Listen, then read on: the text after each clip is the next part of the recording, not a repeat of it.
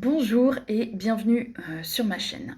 Ici, je vais te partager chaque semaine des clés concrètes pour aider les parents d'enfants TSA ou TDAH à retrouver un quotidien plus apaisé. Tu répètes souvent 10 fois la même chose et ton enfant n'écoute toujours pas. Tu as l'impression que rien ne marche et que tu dois hausser le ton pour obtenir un minimum de résultats.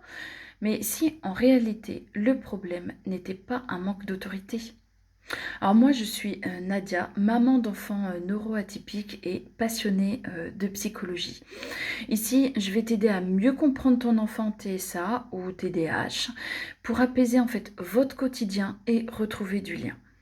Aujourd'hui, je vais t'expliquer pourquoi ton enfant ne semble jamais t'écouter et surtout comment changer ton approche pour qu'il coopère vraiment sans cri ni conflit. Donc, quand on dit il ne m'écoute pas, on pense souvent à de la provocation. Mais dans la majorité des cas, ton enfant, il n'est pas en train de te défier en fait. Avec un TSA ou un TDAH, il y a souvent une difficulté de transition. Donc passer d'une activité à une autre peut être compliqué. Une surcharge sensorielle aussi qui bloque l'attention ou tout simplement un cerveau qui n'accroche pas immédiatement la consigne. Mais toi, tu entends désobéissance et lui, il vit un bug neurologique. Donc, quand tu répètes 10 fois la même chose et que tu cries, ce qui se passe, c'est que son stress, il augmente. Et plus son stress, il augmente, moins son cerveau est capable de se connecter à ton message. Tu connais certainement l'expression, c'est comme pisser dans un violon. Hein, ça fera pas de musique. Peu importe la volonté. Et ben là, on est dans le même problème. Alors, comment faire en fait?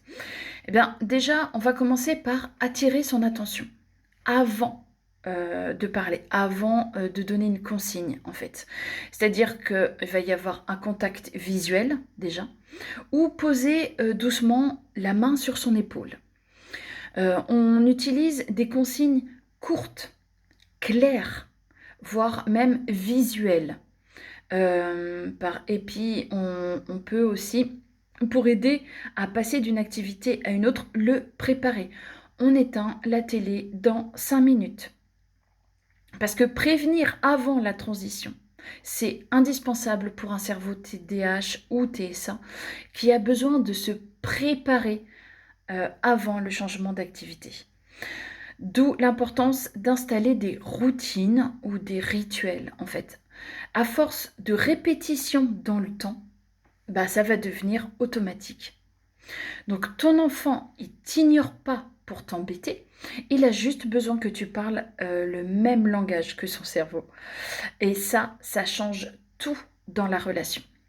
Donc retenons bien, ce n'est pas ton autorité qui est en cause, mais la manière dont tu transmets en fait ton message. Alors, je te remercie d'avoir regardé cette vidéo jusqu'au bout. Si elle t'a aidé, n'hésite pas à la partager avec d'autres parents qui en ont besoin. Tu peux retrouver en description mes ressources, des e-books gratuits, le lien pour la formation si tu veux aller plus loin aussi. Et surtout, abonne-toi chaque semaine, je t'apporte un nouvel outil concret pour avancer avec ton enfant. Ciao!